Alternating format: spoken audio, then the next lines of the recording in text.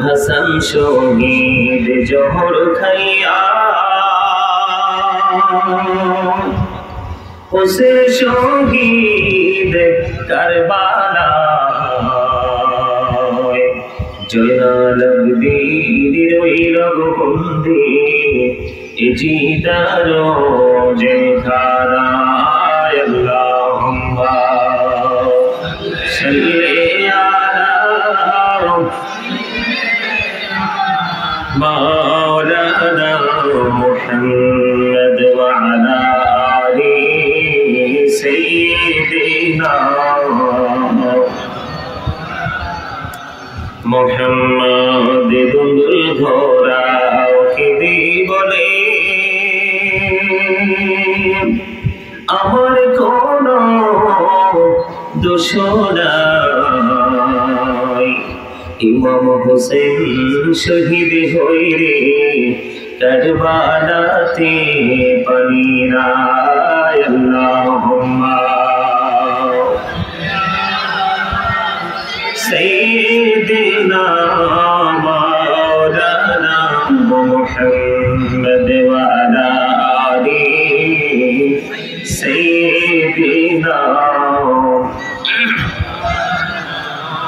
মুহাম্মদ লা ইলাহা ইল্লাল্লাহ লা ইলাহা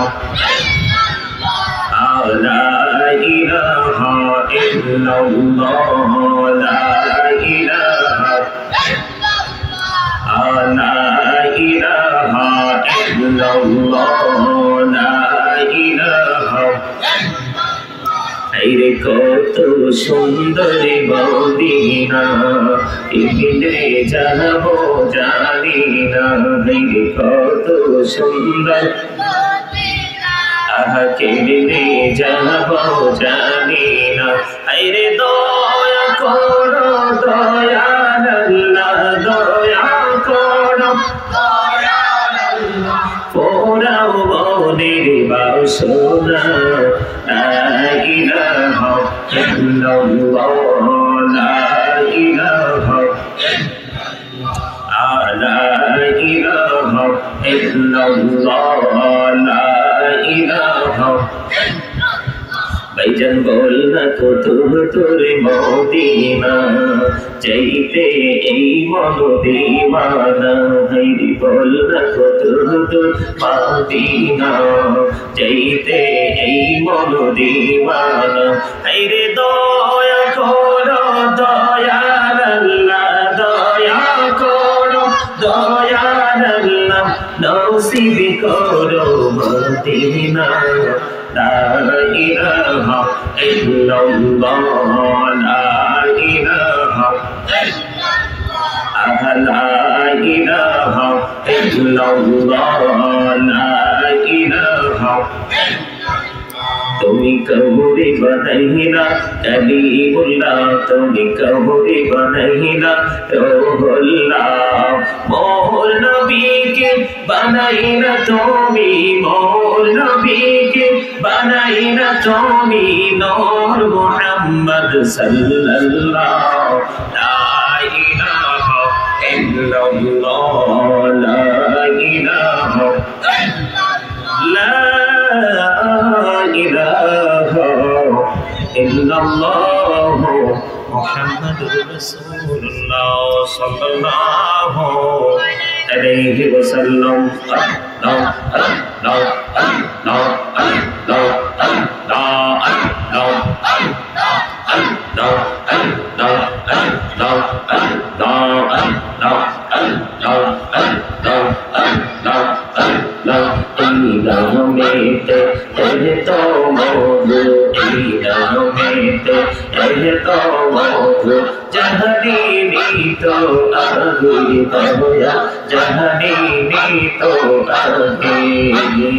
যতই যাবি নামটি তোমার যতই যাবি নামটি তোমার ততই মধুর লাগে দয়া ততই মধুর লাগে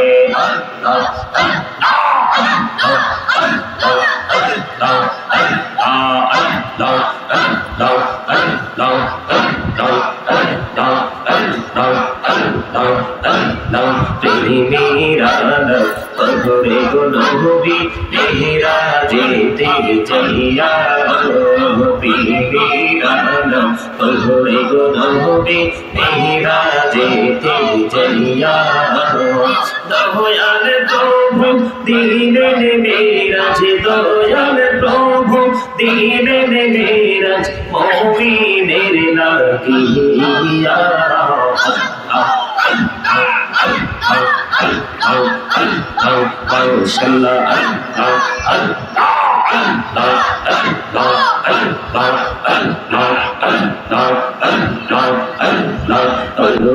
প্রাণে মুর্শিদ তুমি আমার হইয়া কান্দারি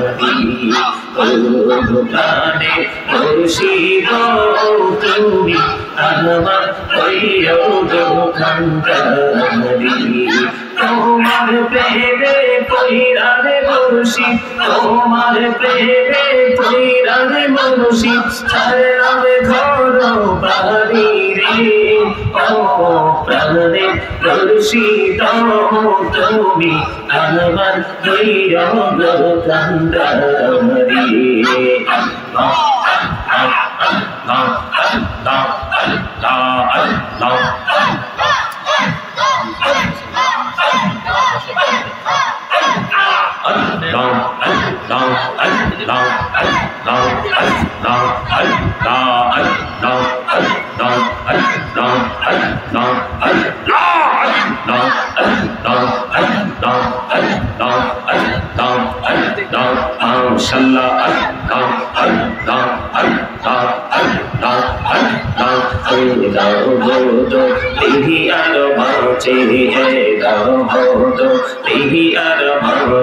কিসের করো খেলা পিছের দিকে চাইয়া দেখো পিছের দিকে চাইয়া দেখো ডুবে যায় তোর বেহনাকে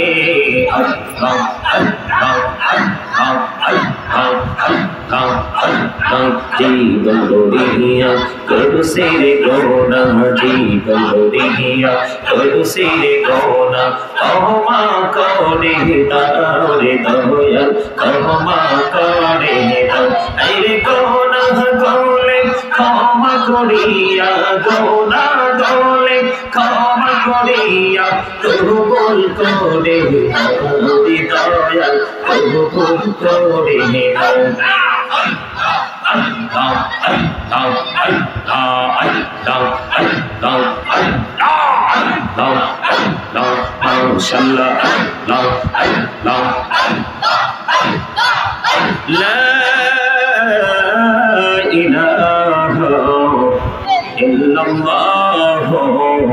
মুহাম্মাদুর রাসূলুল্লাহ সাল্লাল্লাহু আলাইহি ওয়াসাল্লাম। সম্মানিত মসজিদ মহোদয়কে অবরাধা, আমরা আল্লাহ রাব্বুল আলামিনের দরবারে লক্ষ কোটি শুকরিয়া জ্ঞাপন করছি যে মহান রব্বুল আলামিন আজকে আমাদেরকে শহাদায়ে কারবালার মাস হিজরি সনের প্রথম মাস, যেই মাস ইমানি চেতনার মাস, মুমিনের কলিজায় আগুন লাগার মাস। একটা মুমিনের কলিজা প্রকৃত মুমিন যারা, একটা মুমিনের অন্তরও কিন্তু শান্তি নেই। শয়নে স্বপনে সকালে দুপুরে প্রত্যেকটা মুহূর্ত কিন্তু ইমাম হুসাইনের সেই অবর্ণনীয় দুঃখ কষ্ট যন্ত্রণা নির্যাতন নিপীড়ন, যেই নির্যাতন নিপীড়নের মাধ্যমে রাসূলের আহলে বাইতকে শহীদ করেছেন, সেই শহীদের কথা মনে হচ্ছে, আর অন্তরে সেই দুঃখ জ্বালা বয়ে বেড়াচ্ছে প্রত্যেকটা মুমিন। ঠিক কিনা বলেন? আমার নবীর কলিজার টুকরা আলী মুকাম ইমাম হুসাইন রাদিয়াল্লাহু তাআলা আনহু, ওনাকে যে শহীদ করেছে, ওনার ৭২ জন সঙ্গীকে নির্মমভাবে বন্ধ হত্যা করেছে। ৩ দিন পর্যন্ত ফুরাত নদীর পানি তাদেরকে খাইতে দেয় না। মানুষ যদি একটা মুহূর্ত পানি পান করতে না পারে রে, তখন মানুষ কলিজাও ফেটে মারা যায়। ৩ দিন পর্যন্ত ফুরাত নদীর পানি তাদের জন্য বরাদ্দ ছিল না। তারপরেও তারা ওই মুসলমান নাম নামদারি মুনাফিকদের বিরুদ্ধে, বেঈমানের বিরুদ্ধে তারা লড়েছে। ঠিক কিনা বলেন? আরো জোরে। আগে আমি আপনাদেরকে ছোট্ট করে বললাম এই যে মুহররম মাসের ফজিলত সম্পর্কে আলোচনা করব, তারপরে ইমাম হুসাইন রাদিয়াল্লাহু তাআলা আনহুর মর্যাদা সম্পর্কে আলোচনা করব, তারপরে আমি আজকে কারবালা কেন হয়েছে, কারবালার এই মর্মান্তিক অধ্যায় থেকে বিভিন্ন তথ্য আপনাদের সামনে তুলে ধরব। বন্ধুরা আমার, আমি আলোচনা শুরু করার সময় হেডলাইন দিয়েছিলাম আমি এটা, কুল্লা আসআলুকুম আলাইহি আজরান ইল্লাল মাওয়াদ্দাতা ফিল করবা। জোরে জোরে আল্লাহু আকবার। বন্ধুরা আমার, আল্লাহ রাব্বুল আলামিন বলেছেন, কুল হাবিব, আপনি আপনার উম্মতগুলোকে জানিয়ে দেন। তার মানে আমাদেরকে জানিয়ে দেওয়ার জন্য আল্লাহ রাব্বুল আলামিন অর্ডার করেছেন, হাবিব আপনি জানিয়ে দেন, আমি যে তোমাদের কাছে রিসালাতের খবর পৌঁছে দিলাম, সত্যের সন্ধান তোমাদেরকে দিয়ে দিলাম, তোমাদেরকে সৎ উপদেশ আমি দিয়ে দিলাম, যত ধরনের নিয়ামতের সন্ধান আমি তোমাদেরকে দিয়ে দিয়েছি, এর বিনিময়ে আমি তোমাদের কাছে বেনিফিট, এর বিনিময়ে আমি তোমাদের কাছে আমার আহলে বাইতের ভালোবাসা ছাড়া আর কিছুই চাই না। তার মানে আল্লাহর হাবিব কষ্ট করেছে কিনা, মাথা মোবারক ফাটিয়েছে কিনা, বেঈমান কাফেরের অত্যাচার সহ্য করেছে কিনা, সব ধরনের দুঃখ দুর্দশা সহ্য করেছে, এর বিনিময় নবী আমাদের কাছ থেকে বন্ধ কোনো কিছু চায় না, চায় শুধু আহলে বাইতের ভালোবাসা। বন্ধুরে আমার, এই আহলে বাইত নিয়ে আলোচনা করব, তার আগে আমি এই মাসের ফজিলত সম্পর্কে বর্ণনা করব। বন্ধুরে আমার, আজকে আমি মাহফিলে কি দোয়া করব রে, আমি যখন শুনেছি আমার ভালোবাসার মানুষগুলো, পাগলগুলো, নবীর প্রেমিকগুলো, আহলে বাইতের পাগলগুলো এই সুন্দর একটা জান্নাতের বাগান সাজাবে, সুন্দর একটা প্ল্যাটফর্ম তারা তৈরি করবে, তখন আমার অন্তর থেকে বন্ধু আজকের মাহফিল সাক্ষী রেখে বলছি রে, আমার গায়ের কসমগুলো বন্ধু শিওরে উঠেছে, আমি তখন থেকে আমার অন্তর থেকে দোয়া বরাদ্দ হয়ে গেছে। বিশ্বাস করি বন্ধু, আল্লাহ রাব্বুল আলামিন এই দোয়া কবুল করে নেবে, কারণ হৃদয় থেকে যে চাওয়া, এই চাওয়া কোনোদিন আল্লাহ খালি ফিরিয়ে দেয় না। আজকে টাকা দিয়েছেন, পয়সা দিয়েছেন, অর্থ দিয়েছেন, বুদ্ধি দিয়েছেন, শ্রম দিয়েছেন বন্ধু, এই আশুরার মাসকে মহব্বত করে, আশুরার মাসের ফজিলত কেমন, বরকত কেমন বন্ধু, আমি আপনাদেরকে বলতে চাই, সর্বপ্রথম বলবো আশুরার মাসে যে আপনার টাকা পয়সা খরচ করেছেন, এত সুন্দর বাগান সাজিয়েছেন, তাবারুকের ব্যবস্থা করেছেন, আলেমদেরকে ইনভাইট করেছেন বন্ধু, এর পুরস্কারের খবর। বন্ধুরে আমার, ইরাকের রায় শহরের এক বিচারকের খবর। ইরাকের রায় শহরের এক বিচারকের কাছে মুহররমের 10 তারিখে এক ভিক্ষুক এসে কিছু সাহায্য চাইলেন। ইনি কিন্তু তাকে সাহায্য দেন নাই, বুঝবেন কিন্তু মনে রাখবেন, তাকে সাহায্য দেয় নাই। যখন এই সাহায্যকারীকে ওই বিচারক যখন খালি ফিরিয়ে দিল, তখন দূর থেকে একজন খ্রিস্টান সেই দৃশ্যটা তিনি কি করলেন, পরিলক্ষিত হলো, তার কাছে দেখতে পাইলেন, সে এটা দেখতে পাইলেন, পাওয়ার পরে সাহায্য প্রার্থী যিনি তাকে কিছু দিয়ে দিলেন, দেওয়ার পরে দিন শেষ হয়ে গেল, রাত্র শেষ হয়ে গেল, সব কিছু বন্ধু শেষ হয়ে গেল। রাত্র যখন শেষ হলো, গভীর রজনীতে তারা ঘুমিয়ে গেলেন। যে রায় শহরের বিচারক ওনার কাছে সাহায্য চেয়েছিল, তিনি খালি ফিরিয়ে দিয়েছেন। উনি যখন স্বপ্নে দেখলেন জান্নাতের সামনে তিনি ঘোরাফেরা করছেন, একজনকে প্রশ্ন করলেন এটা কি, কয় জান্নাত, এত সুন্দর সুন্দর জান্নাতে সুন্দর সুন্দর কামরাগুলো কার জন্য বরাদ্দ, কয়েকটা আপনার জন্য বরাদ্দ ছিল রে, কিন্তু এই বরাদ্দটা নিয়ে নিয়েছে একজন খ্রিস্টান। আওয়াজ করে বলেন সুবহানাল্লাহ। কে নিয়ে নিয়েছে? একজন খ্রিস্টান বন্ধু। এবার দেখেন ওই যে মুসলমান আর মুনাফিক, ইমানদার আর মুসলমান নামদারি মুনাফিকের পরিচয় দেখেন। এবার কি করলেন, আমি লম্বা কিন্তু ঘটনাটা ছোট্ট করে বলছি, কারণ আমার অনেক আলোচনা বাকি। বন্ধুরে আমার, তখন কি করলেন, সকালবেলা ওই রায় শহরের বিচারক তিনি কি করলেন, 1 লক্ষ দিরহাম হাতে নিলেন, নিয়ে তিনি ওই খ্রিস্টানের বাড়িতে চলে গেলেন।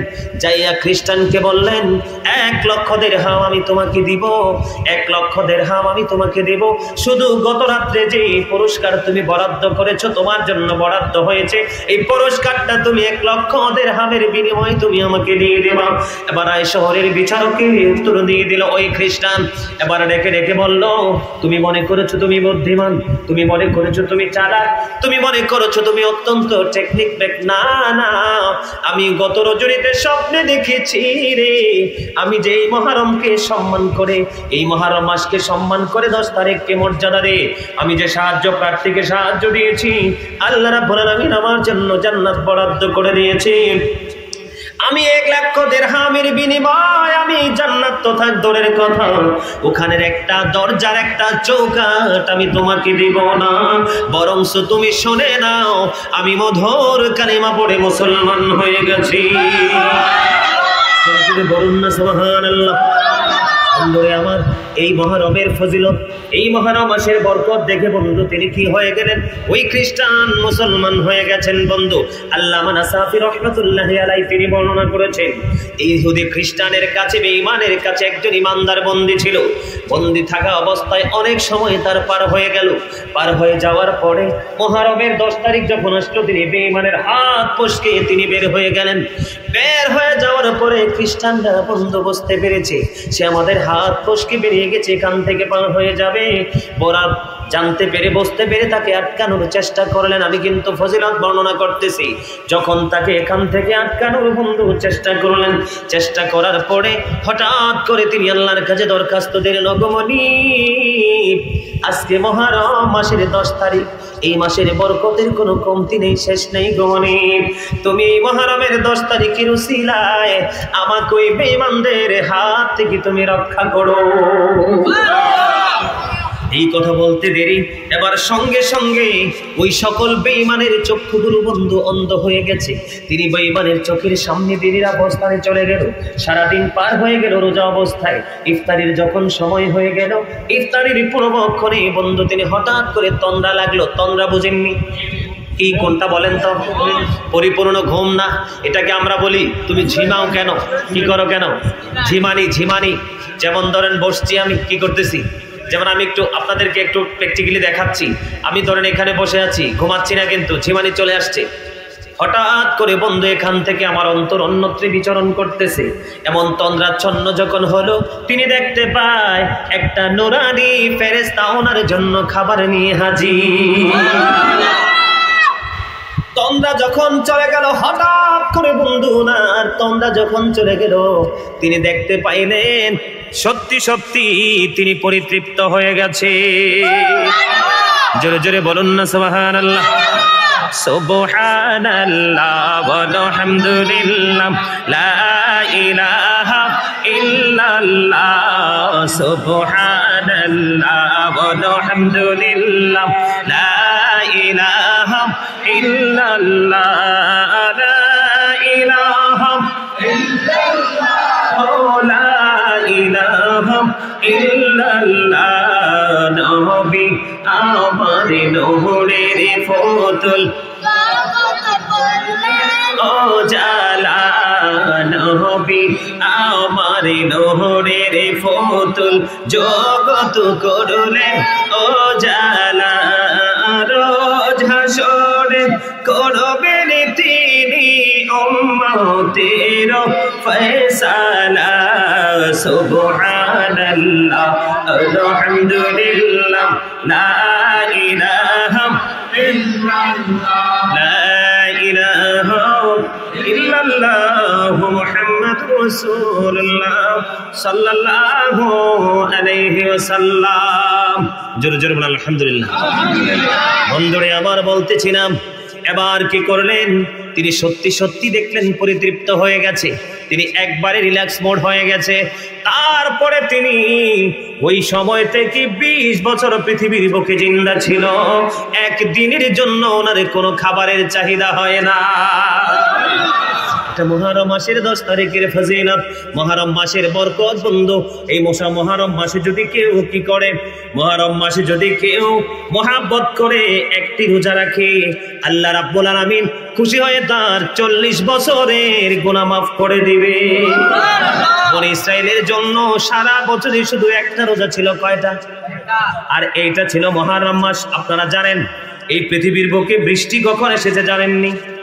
সর্বপ্রথম পৃথিবীর বুকে বৃষ্টি এসেছে, পৃথিবীর বুকে বন্ধু বৃষ্টি এসেছে। ওই বৃষ্টি আসার দিন ছিল মুহররমের 10 তারিখ। জোরে জোরে বলেন না সুবহানাল্লাহ। আর একটু মহব্বতে পড়ুন সুবহানাল্লাহ। আমি আপনাদেরকে ছোট্ট একটা হাদিস শরীফ শোনাই ফজিলত সম্পর্কে। আল্লাহর হাবিব কি বলেছেন? وعن أبي هريرة رضي الله تعالى عنه قال رسول الله صلى الله عليه وسلم أفضل الصيام بعد رمضان شهر الله المحرم جور جور بلون الله أكبر وأفضل الصلاة بعد الفريضة صلاة الليل رواه مسلم جور جور بلون الله أكبر আল্লাহর হাবিব কি বলেছেন? হযরত আবু হুরায়রা রাদিয়াল্লাহু তাআলা আনহু থেকে হাদিস বর্ণিত। আল্লাহর হাবিব সরকারে দো জাহান তিনি বন্ধু চমৎকার ভাবে বলে দিয়েছেন ওয়াফদালু, আল্লাহর হাবিব বলেছেন আফদালুস সিয়ামি বাদা রমাদান শাহরুল্লাহিল মুহাররম।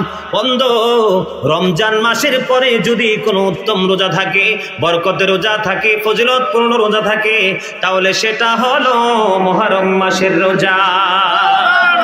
এরপরে দেখেন আল্লাহর হাবিব আরো বলেছেন বন্ধু আফদালুস সালাতি বাদাল ফরিদাতি সালাতুল লাইল।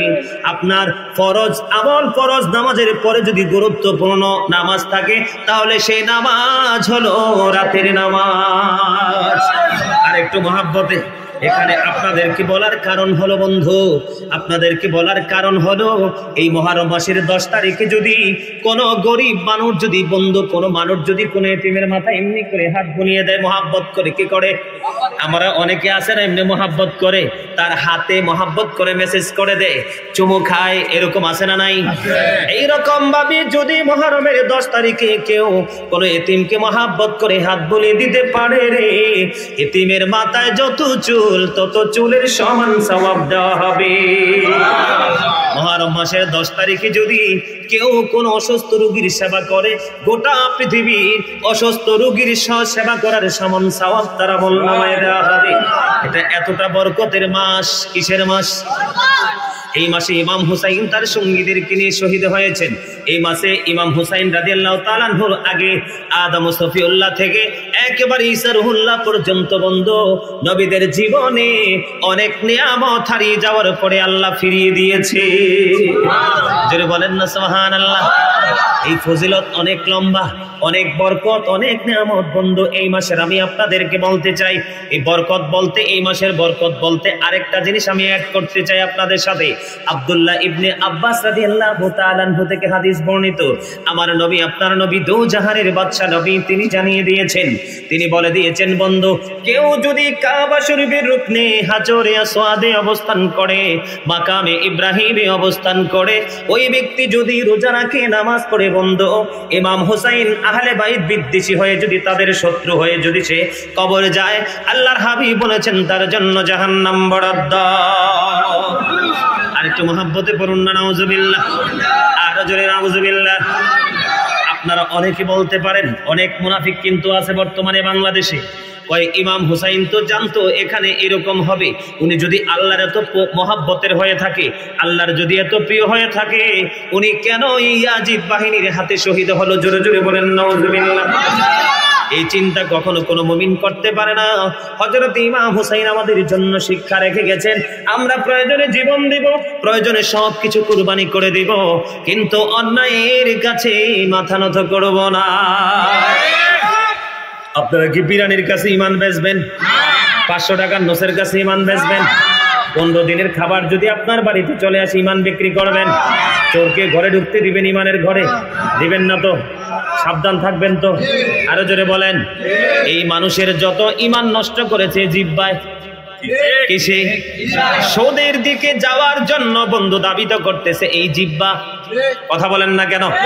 যেই ব্যক্তি জিহ্বাকে কন্ট্রোল করতে পারবে তার জীবনটাই হয়ে যাবে ধন্য, অন্যথায় তাকে নগণ্য হয়ে দুনিয়া এবং আখিরাতে লাঞ্ছনাময় জীবন যাপন করতে হবে। বন্ধুরে আমার, ঠিক না ঠিক? এবার আসেন হুসাইনের মর্যাদা সম্পর্কে একটু বলতে হয়, বলবো কিনা?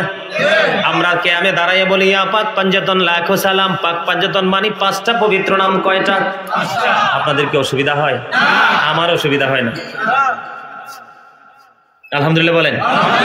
কয়টা নাম? বন্ধুরা আমার, একটা হলো কি আমাদের নবী, 2 নাম্বার হলো কি মা খাতুনে জান্নাত ফাতেমা সম্মান দিয়ে কথা বলবেন।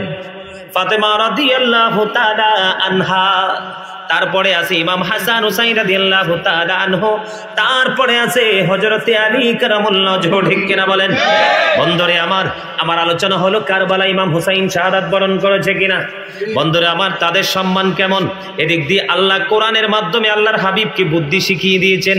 ওগো হাবিব, আপনি জানিয়ে দেন, আপনি যে রিসালাতের খবর পৌঁছে দিয়েছেন আপনি আপনার উম্মতের কাছে, তার বিনিময়ে আপনি তাদের কাছে আহলে বাইতের মুহাব্বত ছাড়া আর কিছুই চান না।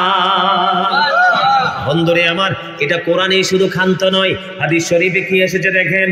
قال رسول الله صلى الله عليه وسلم الحسن والحسين سيدا شباب أهل الجنة. Imam Hassan and Hussein are the leader of younger people in Jannah. জোরে জোরে সুবহানাল্লাহ। আজকে যে এই বারোপাড়া পশ্চিম পাড়ার যুব সমাজ, ইয়াং মেন যারা আছে, তারা এই জান্নাতের বাগান সাজিয়েছে। মুরব্বী লোকেরা, দাড়ি পাকা মুরব্বী, বুড়া বুড়া আমার বাবারা, দাদারা, আপনারা তাদেরকে সাপোর্ট দিয়েছেন। আপনারা মনে করতে পারেন বলে হুজুর আপনি যে হাদিস শরীফ বর্ণনা করেছেন যুবকদের জান্নাতে লিডার হবে কার? কার যুবকদের লিডার হবে? কার লিডার? ইমাম বুঝেননি? ইমাম যেমন আপনারা মোহাব্বত করে লিডার বানাই আমার এখানে বসাইছেন না, ঠিক সেই রকম লিডার আপনাদের নেতা হবে ইমাম হুসাইন। কার? যুবকদের। কার? এখন মুরব্বীরা মনে মনে ভাববে হুজুর আমরা বুড়া মানুষ তো হুসাইনকে ভালোবাসি, আমাদের উপায় কি হবে?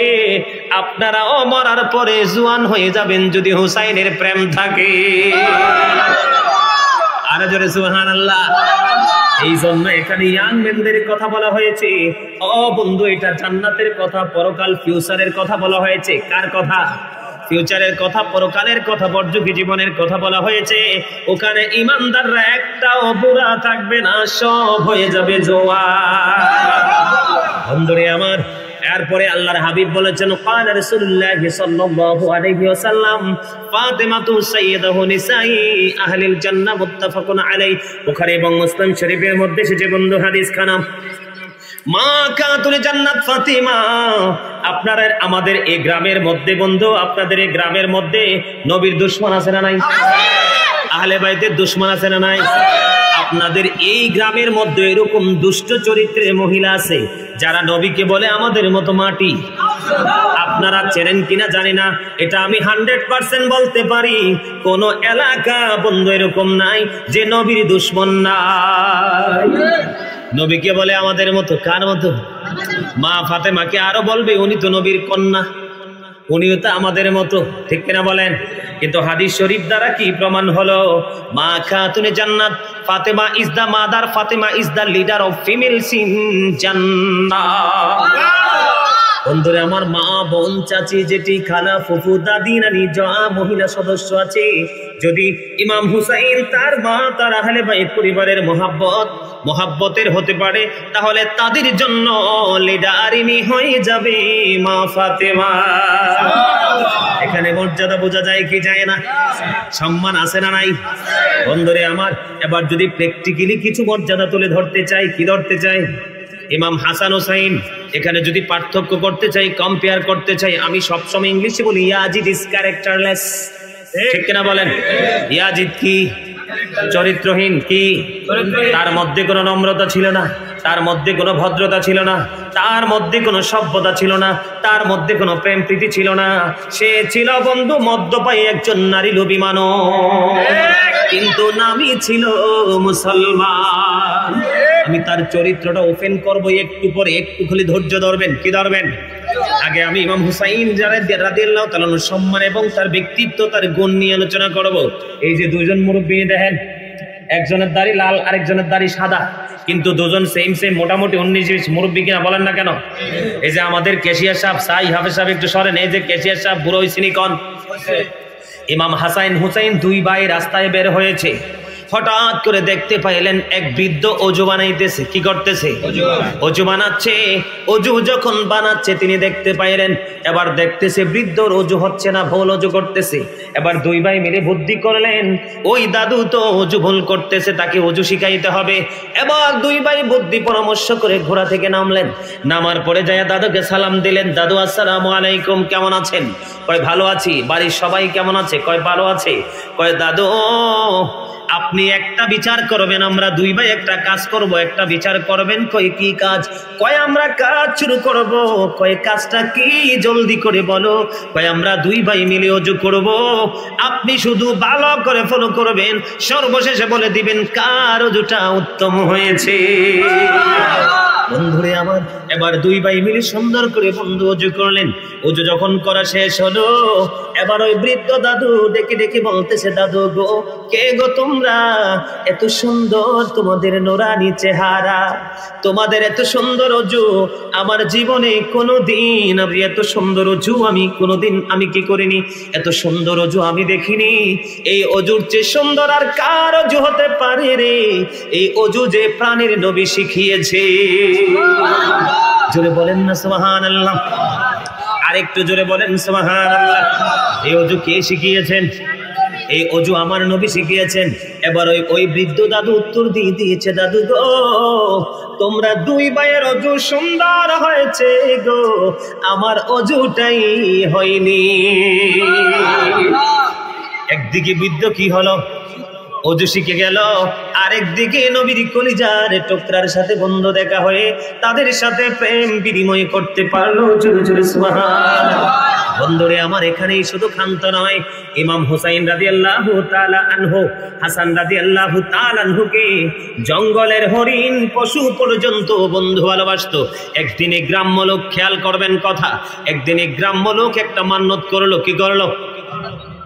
আপনারা এখানে যখন মাহফিলের আয়োজন করেছেন, সিদ্ধান্ত করেছেন কারবালার মাহফিল করবেন, আপনারা মনে মনে ডিসাইড করেছেন, সিদ্ধান্ত নিয়েছেন যে আমরা আমাদের গাজী সুলাইমান আল কাদরিকে প্রধান বক্তা হিসেবে দাওয়াত দিব, এরকম না?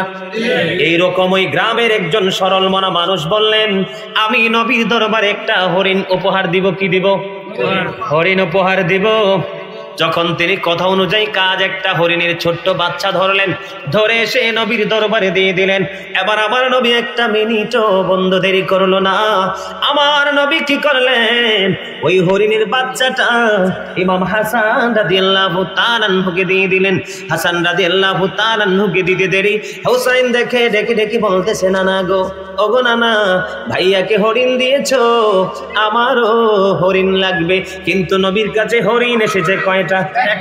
কয়টা হরিণ এসেছে বন্ধু? একটা। এই ইমাম হুসাইন হরিণ চাইতে দেরি। এবার আমার নবী সামনের দিকে তাকায় দেখে একটা বড় মা হরিণী আর একটা ছোট্ট বাচ্চাকে নিয়ে দ্রুত গতিতে আমার নবীর দিকে দৌড়ে ছুটে আসতেছে। আরো জোরে বলো না সুবহানাল্লাহ। এবার বন্ধু নবীর সামনে যখন চলে আসলো, এবার হরিণীর জবান খুলে গেল। আমার নবীকে মহাব্বত করে সালাম দিয়ে দিলেন, ইয়া রাসূলুল্লাহ, ইয়া হাবিবাল্লাহ, নবী গো, আপনি আপনার কলিজার টুকরা হাসানকে যেই বাচ্চাটা দিয়েছেন, এই বাচ্চা আমি মার। আপনি আপনার কলিজার টুকরাকে এই বাচ্চাটা দিয়ে দিয়েছেন, আমি আমার আরেকটা বাচ্চা গো নবী, আমি আপনার কলিজার টুকরা হুসাইনের জন্য আমি মা এসে দিয়ে দিলাম। জোরে জোরে বলুন না সুবহানাল্লাহ। এখানে কি আমার হুসাইন, আপনার হুসাইন কি আমার আল্লাহ ভালোবাসে কিনা? কথা বলেন না কেন? কোন প্রাণীর কি একটা মিনিট, একটা সেকেন্ড কদম দেওয়ার ক্ষমতা আছে? কথা বলেন না কেন? ক্ষমতা আছে। আল্লাযী খালাকাল মাউতা ওয়াল হায়া, যিনি জীবন দিয়েছেন তিনি মৃত্যু দিয়েছেন, ঠিক কিনা বলেন? জীবনও আপনি একটা মুহূর্ত আল্লাহর হুকুম ছাড়া চলতে পারবেন না, মৃত্যু বরণ আল্লাহর অর্ডার ছাড়া বন্ধ হবে না। এই হরিণী নিজে স্বেচ্ছায় আসেনি, হরিণীর অন্তরে নবীর মহাব্বত, ও বন্ধু নবীর আহলে বাইতের মহাব্বত আমার মালিক পয়দা করে দিয়েছে। দুই ভাই মিলে হাতের লেখা লিখলেন। কি করলেন? হাতের লেখা বুঝেননি? আমরা হাতের লেখা লেখি প্রতিদিন, কিন্তু আমরা ক্লাসে কি টিচারকে দিতাম, ঠিক কিনা বলেন? ভালো না হইলে কি করতো? মায়ের, ঠিক কিনা বলেন? অনেকে আবার লেখার দরে স্কুল ফাঁকিও দিত, এরকম আছে না নাই? বন্ধুরে আমার, এমনি করে দুই ভাই হাতের লেখা। আপনারা কিন্তু ওয়াজ বুঝতে হবে। ইমাম হুসাইন সম্পর্কে ছোট্ট একটা হাদিস শরীফ বলেছি, কোরআন থেকে তথ্য দিয়েছি ছোট্ট করে। এবার প্র্যাকটিক্যালি বন্ধু জানানোর চেষ্টা করতেছি, আপনাদের ইমান যেন কেউ চুরি করতে না পারে। বন্ধুরে আমার, আপনাদের সামনে যদি কোনো কোটিপতি এসে আপনাকে সোনার মেডেল দেয়, আপনি কি মেডেল গ্রহণ করবেন না হুসাইনের পক্ষে যাবেন? আলহামদুলিল্লাহ, একটু পরে আসবো, শিক্ষা আপনার ওখান থেকে নেবেন। দুই ভাই হাতের লেখা লিখলেন, হাতের লেখা লিখে দৌড়ে চলে গেলেন হযরত আলীর কাছে।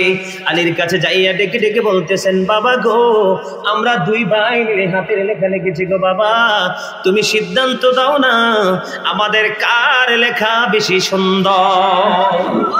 বন্ধুরে আমার, হযরত আলী কি করলেন না? ফয়সালা দিলেন না। আমার নবীর কাছে গেলেন, আমার নবীও বন্ধু ফয়সালা দিলেন না। আমার নবী পাঠিয়ে দিলেন মা ফাতেমার কাছে। মা খাতুনে জান্নাত ফাতেমার কাছে যখন গেল, মা ফাতেমা বলতেছে, বাবা একটুখানি ধৈর্য ধরো, তোমাদের হাতের লেখার ফয়সালা আমি দিচ্ছি বন্ধু। এবার মা ফাতেমা একটা সিস্টেম তৈরি করলেন। কি করলেন? একটা সিস্টেম হলো, মা ফাতেমার কাছে 7টা মতি ছিল। কয়টা মতি? 7টা মতি ছিল। মা ফাতেমা দুই ভাইকে ডেকে ডেকে বললেন, আমি তোমাদের সামনে মতিগুলো নিক্ষেপ করব, তোমরা যে বেশি মতি কুড়াইতে পারবা, তোমাদের যে যত বেশি কুড়াইতে পারবা, তোমাদের হাতের লেখা তত বেশি সুন্দর বলে গণ্য হবে। কি করতে হবে? এটা পরীক্ষা না? কথা বলেন, এটা কি পরীক্ষা? এবার কি করলেন? মতি যখন নিক্ষেপ করা শুরু করলেন, দুই ভাই তিনটা করে 6টা সমান নিয়ে নিয়েছে। আর আছে কয়টা? আর কয়টা? বন্ধু রে, বড় পাড়া পশ্চিম পাড়ার মানুষ, হৃদয় খুলে শোনো রে, প্রেম কাকে বলে, ভালোবাসা কাকে বলে বন্ধু। এখন তুমি থাকবা হুসাইনের পক্ষে, একটু পরে তুমি পৃথিবীর লোভে পড়লে চলে যাওয়া বিপক্ষে। এটা হলো সবচেয়ে বড় ইসলামের শত্রু। ঠিক কিনা বলেন? সকালে বলবে এক কথা, বিকাল পেরোলে বলবে এক কথা, এখন বলবে এক কথা, 1 ঘন্টা করে রূপ পেলতে বলবে আরেক কথা। এটা মুসলমানও নয়, মুমিনও নয়, এটা কোনো বেঈমান কাফের নয়, এটা হলো বন্ধু শ্রেষ্ঠ মুনাফিক। এবার কি করলেন? মা ফাতেমার কাছে আছে আর কয়টা? এবার মা ফাতেমা বললেন, ও বন্ধু 6টা, তিনটা করে দুই ভাই নিয়ে গেল, আরো একটা বাকি। এবার মা ফাতেমা বন্ধু যখন একটা হাতি নিলেন, দুই ভাইয়ের দিকে নিক্ষেপ করবে, আল্লাহ রাব্বুল আলামিন জিব্রাইলকে একটা ডাক দিয়ে বলল, রে জিব্রাইল, আমার হাবিবের কলিজার টুকরার হাতের লেখার ফয়সালা হবে। রে জিব্রাইল, জলদি চলে যাও তুমি ফাতেমার আঙ্গিনায়। ফাতেমা যখন মূর্তিটা নিক্ষেপ করবে, তুমি মূর্তিটাকে 2টা টুকরা করে দুই ভাইয়ের ভাগে সমান করে দিয়ে দিবা। মা ফাতেমা নিক্ষেপ করতে দেরি রে, মতি জিব্রাইল ভাগ করে বন্ধু মা ফাতেমা নিক্ষেপ করলেন। অটো 2টা ভাগ হয়ে দুই ভাইয়ের দিকে সমান 2 ভাগ চলে গেল। মা ফাতেমা ডাক দিয়ে বলল, তোমরা দুই ভাইয়ের হাতের লেখাই সমান সুন্দর। ইমাম হুসাইনের মর্যাদা আছে না নাই? কথা বলেন না কেন? ইমাম হুসাইন ছোট্ট, কি এখানে ছোট ছোট বাচ্চারা আসতে না, আমরা হয়তো তাদেরকে ধমক দিই সাউন্ড বন্ধ করার জন্য, তাদেরকে স্টপ করিয়ে দেওয়ার জন্য বন্ধু আমরা তাদেরকে ধমক দেই, তারা বসে আছে, কি আছে, কিন্তু মনে মনে আপনারা বিশ্বাস করেন আজকে তাদের বন্ধু ঈদের দিন, ঠিক কিনা বলেন? আমি যখন নামাজ পড়তেছি, অন্ধকার, কারেন্ট নাই, একটা আইসা দেখছে আমারে, দেখে আরেকটাকে বলতেছে আমাদের আগের হুজুর, সুবহানাল্লাহ বলেন, সামনে যাইও না, সামনে যাইও না। আমি নামাজ পড়তেছি বন্ধু, তাদের ঈদের দিন। ঠিক তেমনি ভাবে হুসাইন ছোট্ট ছিল। এবার হুসাইন রাদিয়াল্লাহু তাআলা আনহু মা ফাতেমার গলায় ধরে জড়িয়ে ধরে বলতেছে, মা গো, খেলতে যাই, আসার পরে আমাকে আপেল দিতে হবে। সুবহানাল্লাহ বলেন না? এত মানুষ সুবহানাল্লাহ আসতে বললে হয়? আরে জোরে, আরো মহব্বতে। এবার কি করলেন? মা ফাতেমা বললেন, বাবা যাও, খেলা শেষ করে আসার পরে আপেল পেয়ে যাবা। এবার হুসাইন নাচতে নাচতে চলে গেলেন, কিন্তু মা ফাতেমা প্রতিশ্রুতি দেওয়ার পরে তিনি আশ্চর্য হলেন। সন্তানকে ওয়াদা দিয়ে দিয়েছি গো, কিন্তু মদিনার কোথাও তো আপেল নাই, এখন তো আপেলের সিজন না, কোত্থেকে দিব গো সন্তানকে আপেল? হঠাৎ করে মা ফাতেমা চিন্তা করলো, সন্তানকে প্রতিশ্রুতি দিয়ে দিয়েছি, সন্তান ফিরে আসার পরে যদি আপেল দিতে না পারি আমি মা সন্তানের কাছে লজ্জা পেয়ে যাব। তখন দৌড়ে চলে গেলেন, বন্ধু আমি এতদিন কিতাব থেকে সংগ্রহ করেছি, যা শুনেছি তা বলেছি বন্ধু। এবার বন্ধু মদিনায় গিয়ে নিজের চোখে দেখেছে আমার নবীর রওজা বরাবর ওই দিকে বন্ধু মা ফাতেমার ঘর। মা ফাতেমা কি করলেন, ওনার ঘর থেকে নবীর কদমে চলে আসলেন। মা ফাতেমার ললাটে ঘাম, আমার নবী কিতাব প্রমাণ করেছে এভাবে বসেছিলেন সোফায়, তিনি তো ওনারা বসেছিলেন। বসে যখন মা ফাতেমাকে দেখলেন সঙ্গে সঙ্গে নবী দাঁড়িয়ে মা ফাতেমাকে নবীর আসনে বসতে দিয়েছে। আমাদের মধ্যে আদব আসেনি? নাই নাই নেই, মরে গেছে, ঠিক কিনা বলেন? ওহন যদি হক কথা ইমাম সাহেব ওয়াজ করে আগামী শুক্রবারের আগে তো ইমাম সাহেবের বিরুদ্ধে অ্যাকশন, ঠিক কিনা বলেন? অ্যাকশন টু রিঅ্যাকশন, কথা বলেন ঠিক না ব্যাঠি? মুখে বললে হবে না, অন্তর থেকে এটাকে বাস্তবায়ন। এবার কি করলেন মা ফাতেমা, কি করলেন? বসে গেলেন। মা গো আপনার কপালে কেন ঘাম দেখা যায় জানতে চাই। বাবা গো কেমন করে বলবো গো বাবা, আপনার কলিজার টুকরা হুসাইন আমার কাছে আপেল চেয়েছে বাবা, আমি ওয়াদা দিয়েছি গো, এখন মদিনার কোথাও তো আপেল নাই, আপেলের সৃজন না, আমি কি করব? ও বন্ধু, মা ফাতেমা বাবার সাথে তার মনের কথা শেয়ার করতেছে। ঠিক এই মুহূর্তে বন্ধু আমার নবীর হুজরাতে জিব্রাইল আপেল নিয়ে হাজির। বন্ধু আপেল এনে গো আমার নবীকে ডেকে ডেকে বলতেছে, সালাম দিয়ে বলতেছে, ইয়া রাসূলুল্লাহ, ওগো আল্লাহর নবী আপনি টেনশন করবেন, আপনার কলিজার টুকরা জান্নাতের সরদারিনী টেনশন করবে, আমার আল্লাহ এটা কখনো সহ্য করতে পারে না। বন্ধু কিতাব প্রমাণ করেছে আপেলটা দেখতে দুনিয়ার আপেলের মতো। কিসের মতো? আপেলটা দেখতে দুনিয়ার আপেলের মতো, গ্লেজটা দুনিয়ার আপেলের মতো, গ্রানটাও দুনিয়ার আপেলের মতো, কিন্তু স্বাদ বন্ধু দুনিয়ার আপেলের মতো না, আকারটাও দুনিয়ার আপেলের মতো। এবার কি করলেন, আপেলটা যখন দিলেন, দেওয়ার পরে এবার জিব্রাইল ডেকে ডেকে বললেন, ইয়া রাসূলুল্লাহ, ইয়া হাবিবাল্লাহ, নবী গো আমার দুইটা বাটি লাগবে, একটা চাকু লাগবে। কি লাগবে? দুইটা বাটি লাগবে, একটা চাকু লাগবে। তখন মা ফাতেমা কি করলেন, মা আয়েশা সিদ্দিকা রাদিয়াল্লাহু তাআলা আনহার ঘরে গেলেন, ওখানে গিয়ে দুইটা বাটি আনলেন আর একটা চাকু আনলেন। বন্ধু চাকু এনে যখন বন্ধু দিলেন, দেওয়ার পরে জিব্রাইল আলাইহিস সালাম এই আপেলটাকে অর্ধেক করে দিলেন। কি করলেন? দিয়ে দিলেন, অর্ধেক করে বাটির মধ্যে বসিয়ে দিলেন, আর একটা বাটি দিয়ে ঢেকে দিলেন, আর অর্ধাংশ আমার নবীর বরকতময় হাত মোবারকে দিয়ে দিলেন। এবার ডেকে ডেকে বললেন, নবী গো এই অর্ধাংশ আজকের সবাই মিলে খাবেন, আর প্রতিদিন একবারে ঢাকনা দেওয়া বাটিটা একবার সরাবেন। বন্ধুরে আমার, এবার কি করলেন, এই মা জিব্রাইলের নির্দেশ অনুযায়ী চলে গেলেন। চলে যাওয়ার পরে যেমনি বুদ্ধি শিখিয়ে দিয়েছেন, বাটি দিয়ে ঢেকে রাখলেন, আর অর্ধাংশ সবাই মিলে খাইলেন। হুসাইন খেলা শেষ করে আসলো, আসার পরে বলল, মা গো আপেল দাও। এবার হুসাইনকে মা ফাতেমা আপেল দিয়ে দিলেন।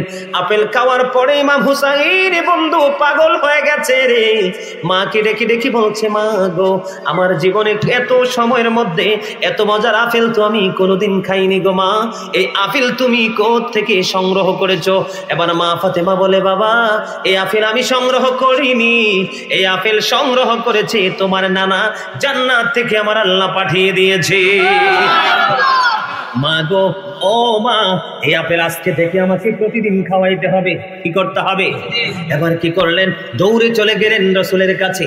আর যখন নানার কথা শুনছেন, নানা গো এই আপেল আমাকে প্রতিদিন খাওয়াইতে হবে গো নানা। এবার আমার নবী প্রতিশ্রুতি দিয়ে দিয়েছেন। ইমাম হুসাইন খুশি হয়ে গেলেন। পরের দিন বন্ধু মা ফাতেমা কি করলেন, ঢাকনাটা সরাইলেন। ঢাকনা সরাইয়া দেখে আপেলটা অর্ধেক নাই, পুরো আস্তা হয়ে আছে। জোরে জোরে বলেন না সুবহানাল্লাহ। গোটা হয়ে আছে, অর্ধাংশ বন্ধু ঢাকলেন সিস্টেম অনুযায়ী, অর্ধাংশ কেটে আলাদা করে আবার অর্ধাংশ বন্ধু ঢেকে দিলেন। আজকে আবার সবাই মিলে খাইলেন, কিন্তু গতকালকের আপেলের মতো না, আজকের আপেলের স্বাদ আরো ব্যতিক্রম। বন্ধু কিতাব প্রমাণ করেছে এই করে করে 2 বছর পর্যন্ত বাটি যখন সরাইতো তখন বন্ধু আপেলটা কি হয়ে যেত, আস্তা দেখা যাইতো, অর্ধাংশ কেটে তারা খাইতো। প্রতিদিন ভিন্ন ভিন্ন স্বাদ তারা পেয়েছে। এখানে ভালোবাসা আছে না নাই? আর আলোচনা বেশি লম্বা করতে পারবো না, কারণ প্রত্যেকদিন প্রোগ্রাম।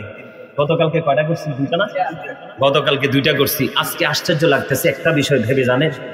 সত্যি কথা, এই যে ওনারা ছিল, অসংখ্য মানুষ ছিল আমার প্রোগ্রামে, দ্বিতীয় প্রোগ্রাম ওনারাও ছিল। গতকালকে 2টা প্রোগ্রাম করলাম, একটা প্রোগ্রামে কারেন্ট যায় না, একটা প্রোগ্রামে কারেন্ট, দ্বিতীয় প্রোগ্রামে প্রায় 2.5 ঘন্টা, একটা মুহূর্তের জন্য কারেন্ট একটু মিস কলও দেয় নাই। কিন্তু আজকে ডাইরেক্ট মরে গেছে। আপনাদের কোনো অসুবিধা হয়? আমার কিন্তু কোনো অসুবিধা নেই। আলহামদুলিল্লাহ জোরে কর না, আরে আরো জোরে। এত সুন্দর মানুষ বানাইছে, কি করছে? এত সুন্দর মানুষ বানাইছে, এত সুন্দর নবী আমাদেরকে দিয়েছেন, এত সুন্দর নিয়ামতের খবর আমাদেরকে দিয়েছেন। আমাদের চেয়ে বড় ধন্য কিন্তু আর কেউ হতে পারে? এইরকম আরো সম্মানজনক তথ্য আমাদের কাছে আছে, কিন্তু আপনারা যারা বুঝেছেন এইটুকুতে বুঝতে পেরেছেন, আর বেশি অতিরিক্ত বাড়ানোর দরকার নেই। ইমাম হুসাইন এটা কিন্তু একটা নাম না, এটা হলো একটা কোল কিনারাহীন এক মহাসমুদ্র, যেখানে প্রবেশ করা যায়, জীবন থাকতে আর ফিরে আসা যায় না। বন্ধু ইমাম হুসাইনকে নিয়ে আমি কি বলবো, যাকে নিয়ে লিখতে গেলে লেখক কাঁদে, লেখাও কাঁদে, কাঁদে খোদ কলম। বন্ধু কলমের কালি শেষ হয়ে যাবে, হাতের পাওয়ার বন্ধু শেষ হয়ে যাবে, জীবনের সময় বন্ধু শেষ হয়ে যাবে, গোডাউনের পেপার বন্ধু শেষ হয়ে যাবে। এই পৃথিবীর বুকে একের পর এক বন্ধু আলেম ওলামায়ে আসবে, কিন্তু ইমাম হুসাইনকে নিয়ে লেখে শেষ করতে পারবে না। জোরে বলেন ঠিক না বেঠিক? ইমাম হুসাইনকে কি বলবো? আমার নবীকে ঘোড়া বানাইছে, আমার নবীকে ঘোড়া বানাইয়া ইমাম হুসাইন নবীর কাঁধে চড়েছে। আমার নবীর কাঁধে উঠে ডেকে ডেকে বলতেছে, নানা গো, ও নানা, আমি একটা প্রশ্ন করব, তুমি যথাযথ উত্তর দিবা। সুবহানাল্লাহ বলেন না? কাকে প্রশ্ন করে? আল্লাহর প্রিয় হাবিব হাবিবুল্লাহকে, রাহমাতাল লিল আলামিনকে। নানা গো, তুমি উত্তর দিবা। কয় নানা গো কি? কয় গো নানা, বলো না তুমি বড় না আমি বড়? কি কই? নানা বলো না তুমি বড় না আমি বড়? এবার আমার নবী ডেকে ডেকে বলে, নানা গো, আমি বলবো না, আমি নানা তোমার জবান থেকে উত্তর পেতে চাই। এবার বন্ধু ইমাম হুসাইন কি করলেন? ডেকে ডেকে বলতেছে, নানা গো, তুমি আমার চাইতে কোনো দিক দিয়ে বড় না। নারায়ে তাকবীর, নারায়ে রিসালাত, নারায়ে গাউসিয়া, সুহাদায়ে কারবালা, মাওলানা গাজী সুলাইমান আল কাদরি সাহেব। নানা গো, তুমি কোন দিক দিয়ে আমার চাইতে বড় না। ইমাম হুসাইনের বিচক্ষণতা দেখে আমার নবী আশ্চর্য হয়ে গেছে। নানা গো, তুমি কি বলো? কয় নানা, আমি সত্যি বলতেছি গো নানা। কই বলো না, কেমন করে তুমি আমার চাইতে বড়? নানা, আমার নানা রাহমাতাল লিল আলামিন, তোমার নানা তো আমার নানার মতো না। নানা গো, আমার মা জান্নাতে, জান্নাতে মুমিনাদের সরদারিনী, তোমার মা তো আমার মায়ের মতো না। আমার বাবাকে তুমি বলেছো তুমি শিক্ষার শহর, সেই শহরের দরজা হলো আলী, তোমার বাবা তো আমার বাবার মতো না। বন্ধুরে আমার, তাদের এত প্রেম, এত সম্মান, এত মর্যাদা দিয়েছেন তাদেরকে। সেই হুসাইনকে নির্মম নিষ্ঠুর ভাবে ইয়াজিদ বাহিনী পৃথিবী থেকে বন্ধু নির্মম ভাবে শহীদ করে দিয়েছেন। জোরে জোরে নাউজুবিল্লাহ। আল্লাহর হাবিব কি বলেছেন? আমাদেরকে যে এত নিয়ামত দিয়েছেন, খবর দিয়েছেন, এর বিনিময়ে তিনি আমাদের কাছ থেকে কিচ্ছু চায় না, শুধু চায় তার আহলে বাইতের মহব্বত। ঠিক না ঠিক? আরো জোরে। এই ইমাম হুসাইন যে শহীদ হবে, এই শহীদের খবর কিন্তু ইমাম হুসাইন পৃথিবীতে আসার আগে নবী জানিয়ে দিয়েছেন। বন্ধুরা, উম্মুল ফজল বিনতে হারিস রাদিয়াল্লাহু তাআলা আনহু থেকে হাদিস বর্ণিত, একটু মন দিয়ে শোনেন। বিভিন্ন রকমের পায়তারা, এখানে কিন্তু নবী যে ইলমে গায়েবের খবর জানে সেই তথ্য কিন্তু এখানে ওয়াজ মন দিয়ে শুনবেন। কারণ বেঈমানেরা কাফেরদের কাছ থেকে টাকা আনে। আপনি দেখবেন মুনাফিকদের কাছে টাকার কোনো অভাব নাই। কথা বলেন না কেন? মুনাফিকদের কাছে টাকার নিচে নামাই দাও। মুনাফিকদের কাছে টাকার কোনো অভাব নাই। দেখবেন আপনি যদি মুনাফিকের কথায় হাত মিলান, দেখবেন 10 ডেক বিরিয়ানি আধা ঘন্টার মধ্যে আয়োজন হয়ে যাবে। কিন্তু মুমিন চাইলেও পারে না, কারণ সে ওই বেঈমান কাফেরের সাথে হাত রেখে তার থেকে বন্ধু অনুদান আনে না। হলো হুজুর, এটা কি বানায় বলছেন? কারো দিকে ইঙ্গিত করে বলছেন? ইঙ্গিত নয়, আমার ওয়াজ থেকে আপনারা ধীরে ধীরে তথ্য পাওয়া যাবেন। আজকে যে বন্ধু টাকা দিয়ে ইমান বিক্রি করে, টাকা দিয়ে ইমান কিনে, বিরানি দিয়ে ইমান কিনে, বন্ধুরে আমার মহিলাদেরকে কিছু টাকা দিয়ে চটি বই দিয়ে ঘরে ঘরে মহিলাদেরকে ধ্বংস করার জন্য সব করতেছে। এই সিস্টেম বন্ধু আজকে নয়, 61 হিজরি থেকে বন্ধু আজকে পর্যন্ত এসেছে। এখান থেকে কিয়ামত পর্যন্ত জারি থাকবে। আর ইমানদাররা তাদের বিরুদ্ধে জীবন দিয়ে লড়াই করবে।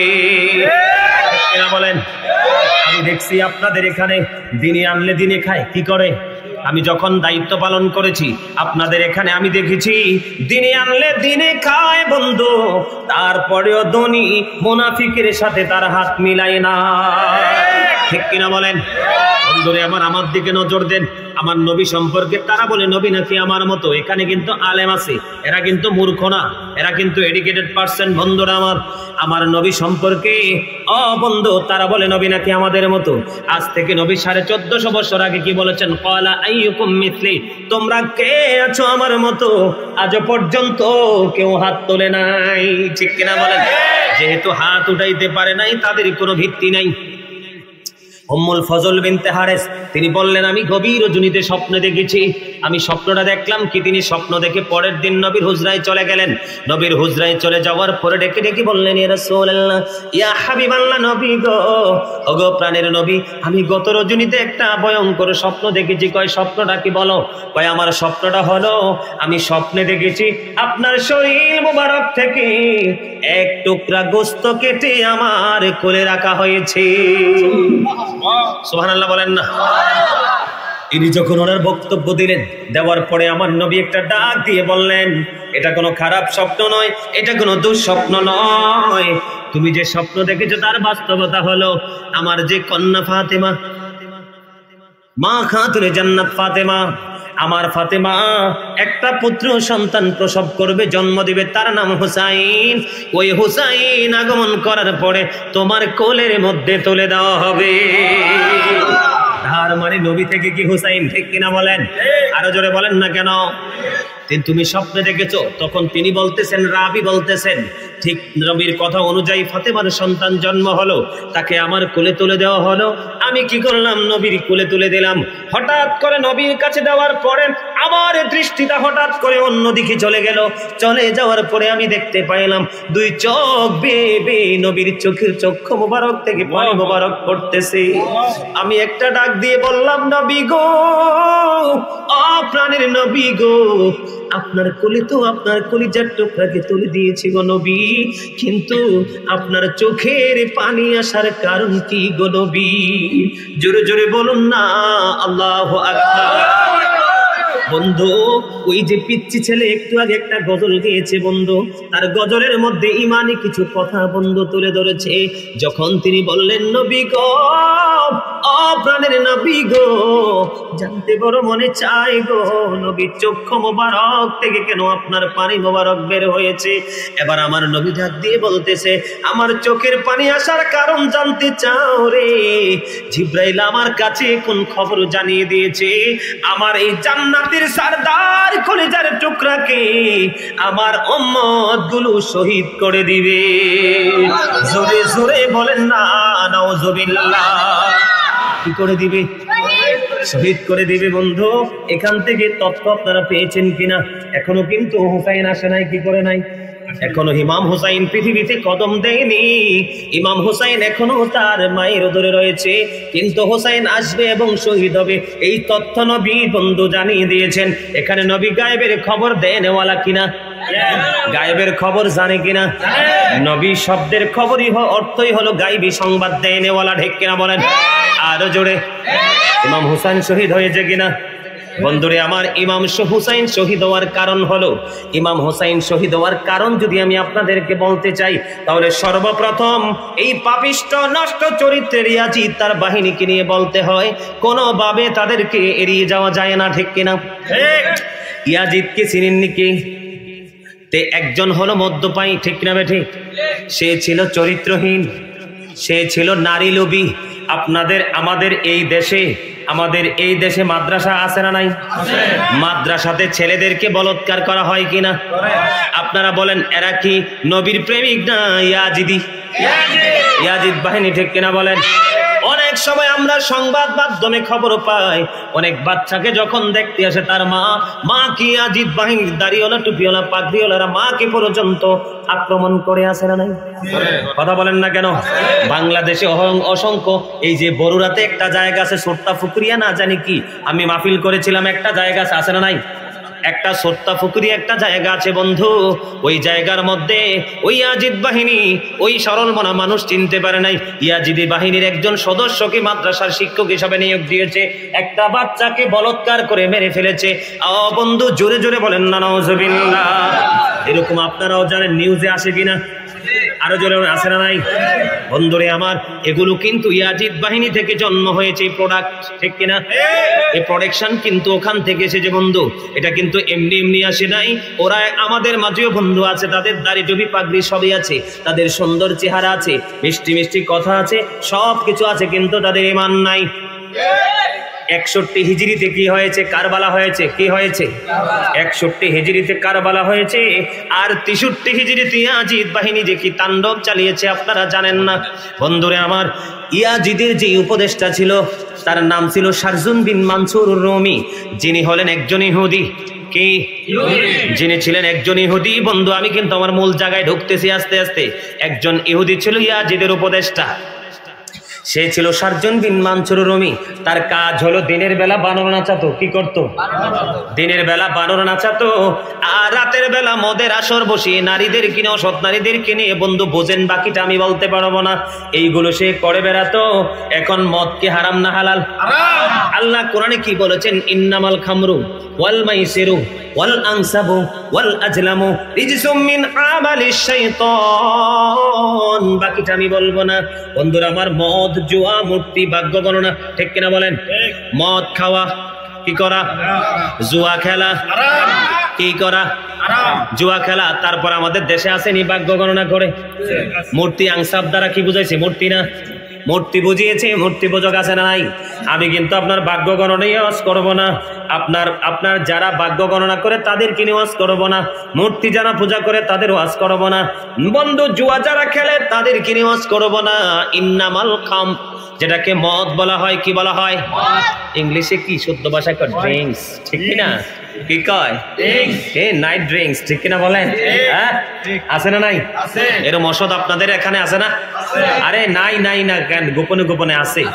আছে না নাই? এরা সৎ না অসৎ? এরা কি ইমানদার না মুনাফিক? আমার আলোচনা কিন্তু আপনারা এখান থেকে বেছে বেছে নিবেন ইয়াজিদ বাহিনীর যেই কি বলে এটাকে, খারাপ দিক, সেটাকে নষ্ট চরিত্র, ক্যারেক্টারলেস যেটাকে বলা হয়। বন্ধুরে আমার, এদিকে তাকান, আমার দিকে তাকান বন্ধু। সে কি করতো? আল্লাহ কোরআনে বলেছেন মদ কি এটা হারাম, শয়তানের কাজ। কিসের কাজ? ইমাম আজম আবু হানিফা রহমতুল্লাহি আলাইহি তিনি বলেছেন, যে ব্যক্তি মদ পান করবে, মদ পান করতে যদি তোমরা দেখো কি করো, মদ পান করতে যদি থাকো, তাকে 80 টুকরা মারবা। কয়টা? 80। হানাফি মাযহাবের ইমাম আজম আবু হানিফা রাহমাতুল্লাহি আলাইহি। এবার আপনারা আমাকে প্রশ্ন করেন, বলে হুজুর মদ পান করলে কেন গো 80টা ডোরা মারতে হবে? ইমাম আজম আবু হানিফা রাহমাতুল্লাহি আলাইহি তিনি ব্যাখ্যা করেছেন, যখন একজন ব্যক্তি যখন বন্ধু মদ পান করবে, মদ পান করার করে তার সেন্সলেস হয়ে যাবে, তখন তখনই সেই নারীর দিকে দুর্বল হবে, দাবিত হবে। একদিকে মদ হারাম, আরেকদিকে মদ শয়তানের ওয়াসওয়াসা, ঠিক কিনা বলেন? শয়তানি কাজ। আরেকদিকে মানুষের সুস্থ মস্তিষ্ককে ধ্বংস করে দেয়, সোনালী ভবিষ্যৎকে অনিশ্চিত ভবিষ্যতের দিকে নিয়ে যায়। এই চরিত্র ছিল বন্ধু ইয়াজিদ এবং ইয়াজিদ বাহিনীর। আর আগে আমি কিন্তু আগেই বলেছি, একটু আগে আমি শুরুতেই বলেছিলাম, ইন্নাল কাফিরিনা কানু লাকুম আদুব্বাম মুবিনা, the heretics are the eternal enemy of the believers. ইমানদারদের প্রকাশ্য শত্রু হলো কি? বেঈমানরা। এখন ইয়াজিদের উপদেশটা কি? বেঈমান, একজন ইহুদি। কি? তাহলে এবার আপনারা আমার কাছে আসেন। আমার মূল বক্তব্য, এই কারবালার ওয়াজ হলো ইমানকে মজবুত করার ওয়াজ, ঠিক না? কারবালার ওয়াজটা মূলত হলো সত্য মিথ্যার পার্থক্য লড়াই করার ওয়াজ। কারবালার ওয়াজ হলো প্রকৃতপক্ষে বেঈমান কাফের মুশরিক মুনাফিকদের বিরুদ্ধে বন্ধুযুদ্ধ ঘোষণা করার ওয়াজ, ঠিক কিনা বলেন? এখানে মূল বিষয় হলো বন্ধুরা আমার, ইহুদি নাসারারা এমনিতে আমার শত্রু, এর মধ্যে তাদের ছিল নারী লোভ, আর তাদের মধ্যে ছিল বন্ধু মদ পান করার অভ্যাস। এই গুণ যদি থাকে আমাদের মধ্যে, দেখবেন মুসলমান আছে, দেখবেন দাড়ি বড় বড়, ঠিক, মাথায় পাগড়িও সুন্দর, জুব্বাও লাগাইছে অনেক লম্বা, আপনার সামনে দাঁড়িয়ে দাঁড়িয়ে বন্ধু মিষ্টি আলাপ করবে। কি করবে? বলে হুজুর এখানে আসলেন কেন? তাদের মিষ্টি আলাপে কখনোই দুর্বল হওয়া যাবে না, তাদের টাকার ভান্ডল দেখলে কখনোই দুর্বল হওয়া যাবে না, তাদের সুগ্রামযুক্ত বিরানির পাতিল দেখলে বন্ধু মাথা খারাপ হওয়া যাবে না, তারা কোনো কিছুর লোভ দেখাইলে বন্ধু লোভের সাথে পাগল হওয়া যাবে না। কারণ এই যে কারবালা হয়েছে, কারবালা কিন্তু কোনো বেঈমান কাফের করে নাই, মুসলমান করেছে। ইয়াজিদিয়াতকে আমি আপনাদেরকে বোঝাচ্ছি। ইয়াজিদ প্রকাশ্য কোনো মসজিদ ভাঙ্গে নাই, প্রকাশ্য কোনো মাদ্রাসা ভাঙ্গে নাই, প্রকাশ ইসলামের বিরোধিতা করে নাই। তার মনে মুখের মধ্যে ছিল বন্ধুমিষ্টতা, অন্তরে ছিল ইসলামকে ধ্বংস করার পায়ে তারা।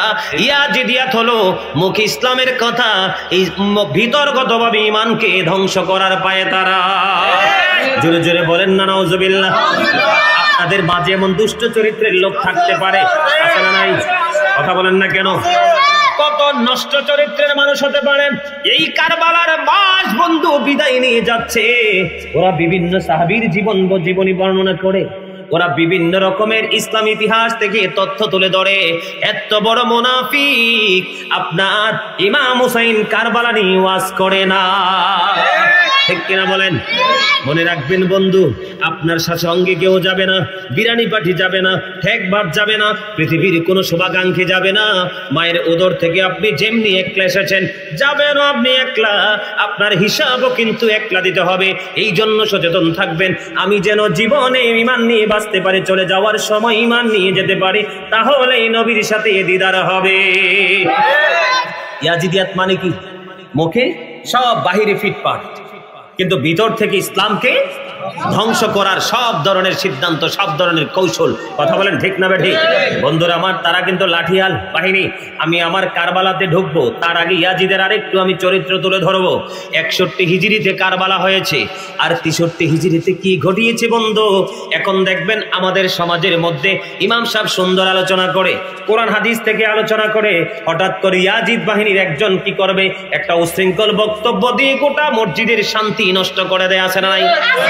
এটা কিন্তু আজকে শুরু হয়নি, 61 হিজরিতে শুরু হয়েছে। কত হিজরিতে? 61 হিজরিতে এটাকে বাস্তবায়ন করেছে তারা 100% 63 হিজরিতে। 63 হিজরিতে তারা কি করেছে জানেন? মসজিদে নববী বন্ধু, আমি নিজে অসংখ্যবার মসজিদে নববীতে নামাজ পড়েছি, মদিনায় যতদিন ছিলাম বন্ধু, প্রত্যেকটা সময় মসজিদে নববীতে নামাজ পড়েছি। যদি কোনোদিন যান মসজিদে নববীর চেহারা দেখলে আপনার শরীরটা মোমের মতো নরম হয়ে যাবে। একদিকে মনোমুগ্ধকর পরিবেশ, আর একদিকে বন্ধ এই মসজিদে নববীতে আমার নবী নামাজ পড়িয়েছে। মসজিদে নববীর মিম্বরে দাঁড়িয়ে হাসান ইবনে সাবিত আমার নবীর গৌরব প্রকাশ করেছেন। জোরে জোরে সুবহানাল্লাহ। বন্ধু, মসজিদে নববীর মতো গুরুত্বপূর্ণ জায়গা এই 3 দিন পর্যন্ত ইয়াজিদ বাহিনী আজান দিতে দেয় না। মসজিদে নববীর মতো পবিত্র জায়গা 3 দিন পর্যন্ত নামাজ পড়তে দেয়নি। এই মসজিদে নববীর মধ্যে ইয়াজিদ বাহিনী গোড়া বেঁধে রেখেছিল। জোরে জোরে বলেন না নাউজুবিল্লাহ। কথা বলেন ঠিক না বে ঠিক? বাংলাদেশের বিভিন্ন জায়গায় মসজিদটা পুরো ইমাম সাহেব এবং মুসল্লিদের অনুকূলে ইয়াজিদ বাহিনী হুট করে ঢুকে দিয়েছে প্রতিকূলে, ঠিক কিনা বলেন? মসজিদটা সুন্দরভাবে চলতেছে, সমাজ সুন্দরভাবে চলতেছে, ইয়াজিদ বাহিনী হঠাৎ করে বাম হাত ঢুকিয়ে দিয়ে এই সুন্দর সুস্থ পরিবেশকে অশান্তিতে রূপান্তরিত করেছে, আছে না নাই? এটা বন্ধু 63 হিজরিতে বাস্তবায়ন করেছে। আপনাদেরকে বলবো, যদি হুসাইনি কাফেলার লোক হয়ে থাকেন আপনারা বন্ধু, এই সব ধরনের কর্মকাণ্ড যখন শুরু হয়ে যাবে সবাই মিলে ঐক্যবদ্ধ হয়ে এদেরকে প্রতিহত করবেন কিনা? এবার আসেন, ইয়াজিদ বাহিনী আমাদের দেশে অনেক দাড়িওয়ালা টুপিওয়ালা মাদ্রাসার টিচিং, আরে বাবারে অনেক বড় মুহতামিম, কি কয় জামিয়া, জামিয়া মানে কি? ইউনিভার্সিটি না, বিশ্ববিদ্যালয় না? কথা বলেন না কেন? দেখবেন বড় মাদ্রাসার ভিতরে লাগায় জামিয়া অমক, জামিয়া তমক, জামিয়া হমক, কিন্তু পড়ায় কি? কায়দা পড়ায়। কি পড়ায়? জামিয়া মানে কি? ইউনিভার্সিটি, বিশ্ববিদ্যালয় বোঝায়। আর এরা দেখবেন ছোট্ট ছোট্ট টং দোকানের মতো আপনার কি করে মাদ্রাসাতে দিয়ে নাম যে আগে যে জামিয়া, আরাবিয়া, এরম উলুম জুলুম কত রকমের লেখালেখি। কথা বলেন না কেন? মনে রাখবেন, যেখানে লেখা দেখবেন জামিয়া উলুম, মনে করবেন সেখানেই হচ্ছে নবীর পরিবারের সাথে 100% জুলুম। আরে আমার কথা বিশ্বাস করেন না? আমি আপনাদেরকে তথ্য দিব, বানাইয়া গাজী সুলাইমান বলে না, কারো গায়ে যদি লবণ মরিচ লাগে, go to your seat, out of sight, ঠিক কিনা বলেন? হাজার হাজার মুনাফিক দিয়ে কোনো লাভ হবে না বন্ধু। অসংখ্য ইয়াজিদ বাহিনীর সাথে পাল্লা দিয়েছেন কে? কোনো সমস্যা? না।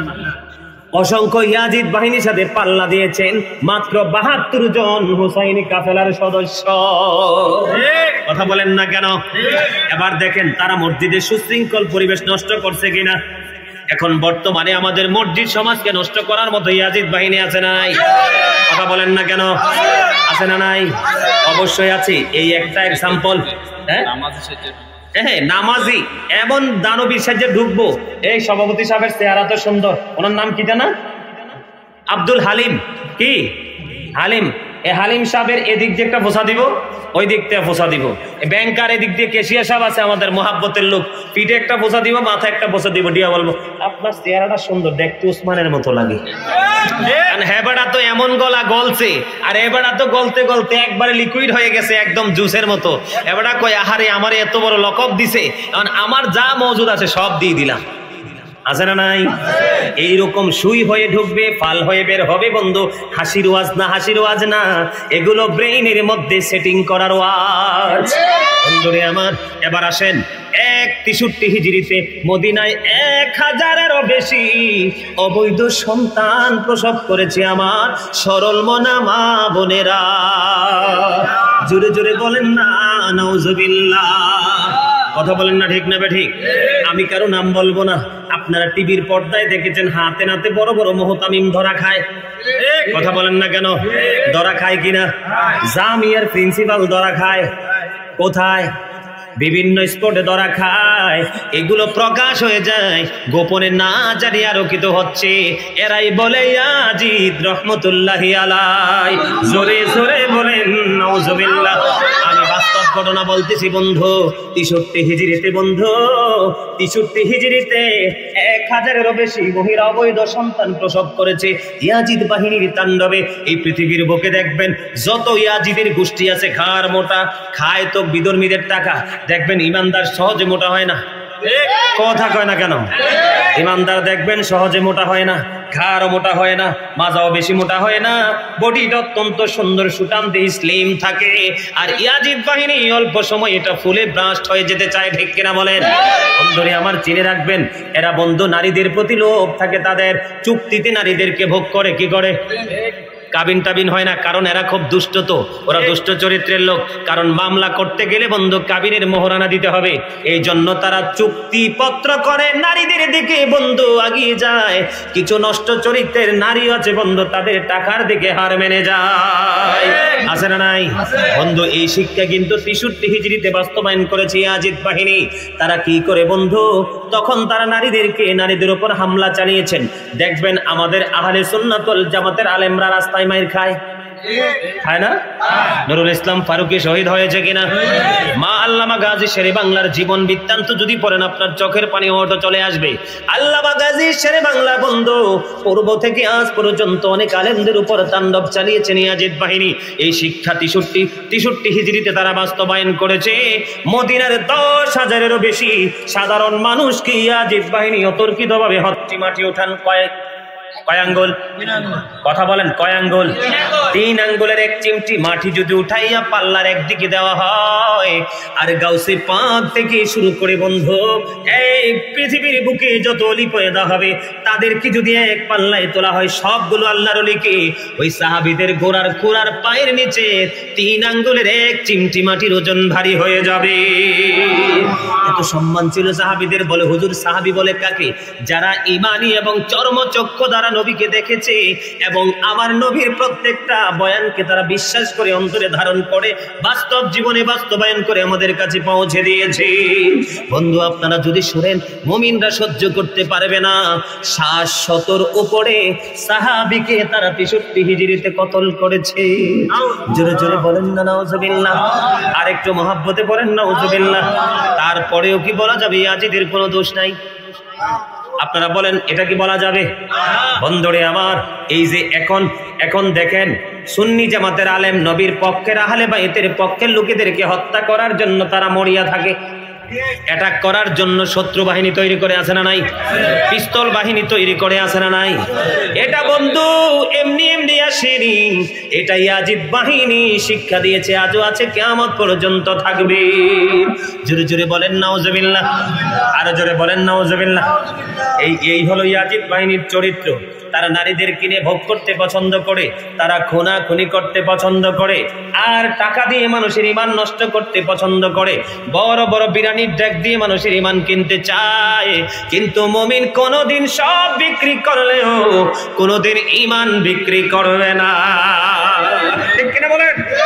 এবার আসেন, বলে হুজুর কারবালা হলো কেন? ইয়াজিদ বাহিনী ছিল কি একটা নষ্ট চরিত্রের মানুষ। তাদের উদ্দেশ্য ছিল কোরআন সুন্নাহকে কি করে দেওয়া?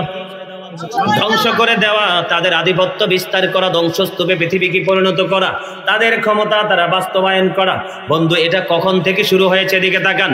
হযরতে ওসমান রাদিয়াল্লাহু তাআলা আনহু যখন পৃথিবী থেকে বিদায় নিয়েছেন, ইসলামের 3য় খলিফা ওসমান রাদিয়াল্লাহু তাআলা আনহু পৃথিবী থেকে চলে যাওয়ার পর থেকে মুসলমানদের মধ্যে পারস্পরিক দ্বন্দ্ব তৈরি হয়েছে। তৈরি হইতে হইতে হইতে হইতে বন্ধু আমির মুয়াবিয়া পর্যন্ত। কি পর্যন্ত? ইয়া আমির মুয়াবিয়াকে চিনেননি? আমির মুয়াবিয়া হলো ইয়াজিদের বাবা। এখন আপনারা মনে মনে ভাবতে পারেন, বলে হুজুর গো ইয়াজিদের বাবা তিনি কি মুমিন ছিলেন না বেঈমান ছিলেন? উনি 100% নবীর পাগল ছিলেন। বন্ধুরে আমার, আমির মুয়াবিয়া পর্যন্ত চলে গেল। আমির মুয়াবিয়া পর্যন্ত যখন চলে গেল, আবু বকর নবীর পরে আবু বকর শাসন করেছে, হযরতে ওমর শাসন করেছে, হযরতে ওসমান রাদিয়াল্লাহু তাআলা আনহু শাসন করেছে। তারা তাদের পরবর্তী স্থলাভিষিক্ত হিসাবে তারা তাদের আপন রক্ত পরিবারের কাউকে তারা কি করে নাই? নেতা হিসাবে তারা সিদ্ধান্ত দেয়নি। দেখেন উল্টো পথ শুরু হয়েছে কিভাবে। কথা কয় না?